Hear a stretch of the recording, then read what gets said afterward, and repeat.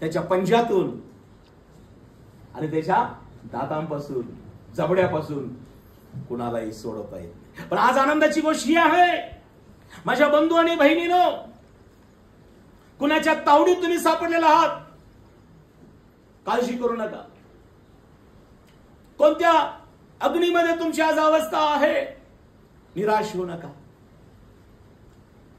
कोणत्या हिंस्र प्राणी किंवा गोष्टीमध्ये तुम्ही अडकलेले आहात. परमेश्वर, केवळ परमेश्वर ज्याने या जगावर प्रीती केली, आपला पुत्र प्रभू येशू ख्रिस्त दिला, तो येशू ख्रिस्तच आम्हाला राजांचा राजा असा प्राप्त झालेला आहे. Praise the Lord. बायबल सांगतं राजाचं मन पाटाच्या पाण्याप्रमाणे परमेश्वराच्या हाती आहे आणि परमेश्वरला जिथं पाहिजे तिथं तो वळवतो. केवळ येशू ख्रिस्त असा राजा आहे की या भूतलावर प्रत्येक राजाचं मन बदलण्याची ताकद आणि सामर्थ्य त्याच्यामध्ये. Praise the Lord. तर येशू राजांचा राजा आहे किंवा प्रभू येशू ख्रिस्त हा देव असा आहे की प्रियानो, त्याला अधिकार परमेश्वरानं निसर्गावर दिलेला आहे. अग्नी असो, अग्नीच्या ज्वाला असो किंवा प्रियानो वादळ लाटा असोत, भूकंप असोत, या तावडीतून सोडवणारा प्रभू येशू ख्रिस्त आहे. निसर्गावर येशू ख्रिस्ताला अधिकार आहे.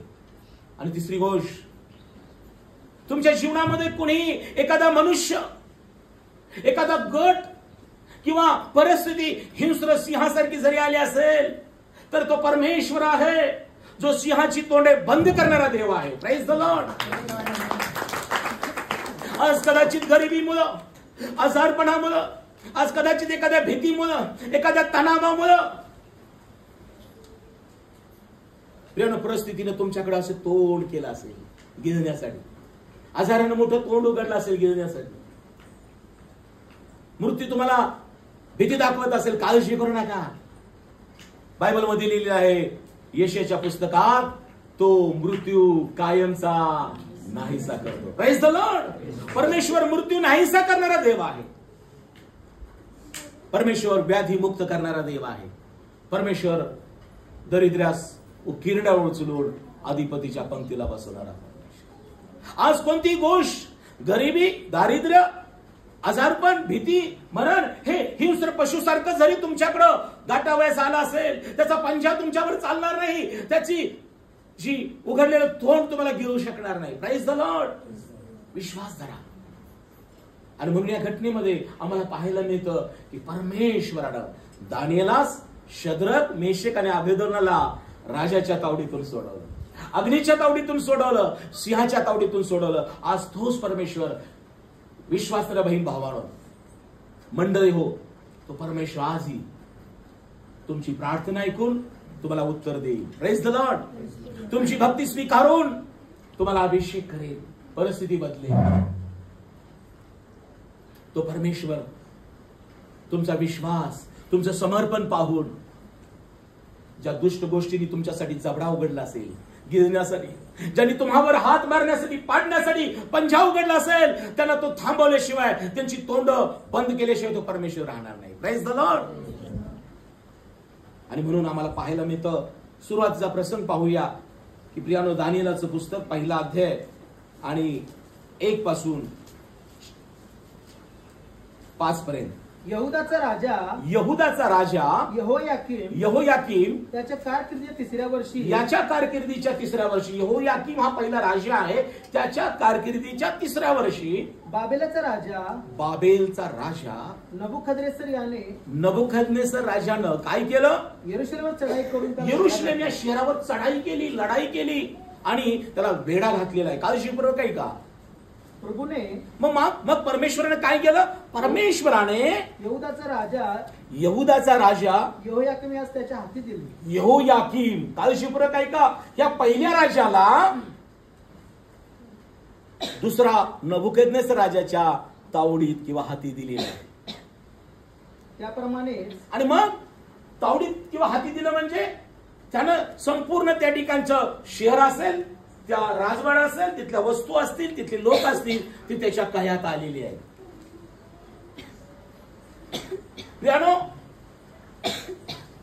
जेव्हा जग किंवा जगातल्या काही चुकीच्या गोष्टी तुमच्यावर माझ्यावर हल्ला करतात, तेव्हा फक्त घरातली एक व्यक्ती नाही, घरातले सगळे लोक त्याच्यात आवडीत सापडतात. घरातले अनेक लोक तशा प्रकारे भीतीमध्ये असतात, तणावाखाली असतात. पण तुम्हाला सांगू द्या, बायबलमध्ये लिहिलेलं आहे, ऐहिकरित्या होणारं दुःख मरण उपजवतं.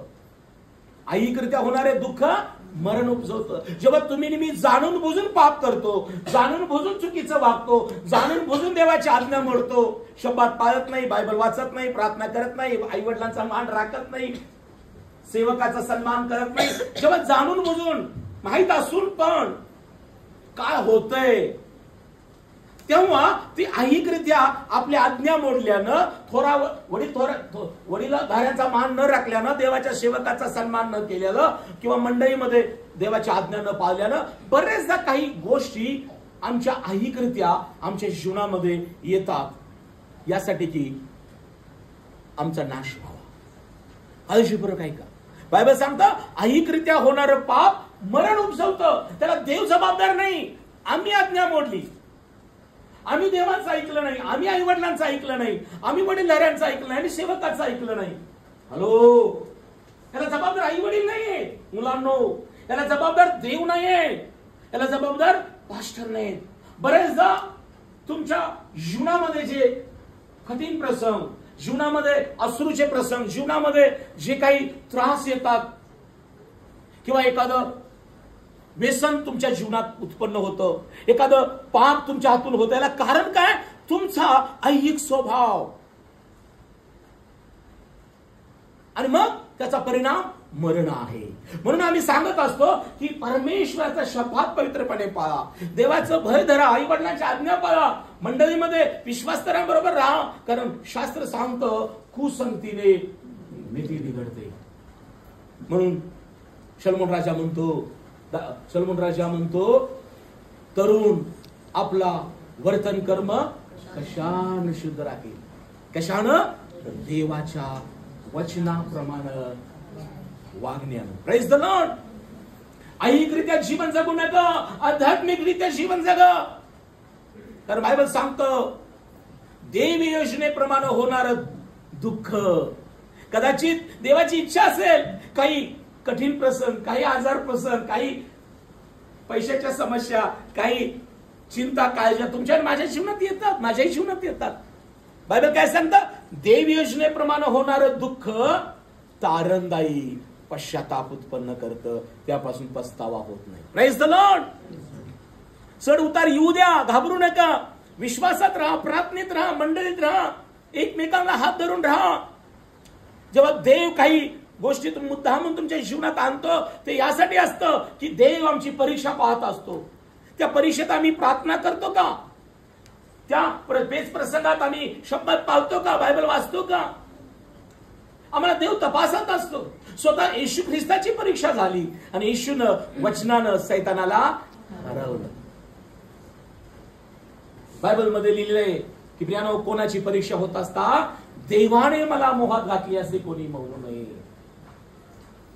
माझ्या प्रियानो, देव तुमच्या शक्तीच्या पलीकडे तुमची परीक्षा होऊ देत नाही. शास्त्रात लिहिलंय, ज्या अर्थी स्वतः प्रभू येशू ख्रिस्ताने स्वतः परीक्षेचं दुःख भोगलं, त्या अर्थी ज्यांची परीक्षा होते त्यांना सोडवावयास तो समर्थ आहे. Praise the Lord. तो सोडवतो, पण सहाय्य तुम्ही मागा, प्रार्थना तुम्ही करा. प्रभू यामध्ये माझी शक्ती काही कामाची नाही, प्रभू यामध्ये माझं ज्ञान काही कामाचं नाही, प्रभू यामध्ये कोणी मनुष्य मला मार्ग दाखवणार नाही.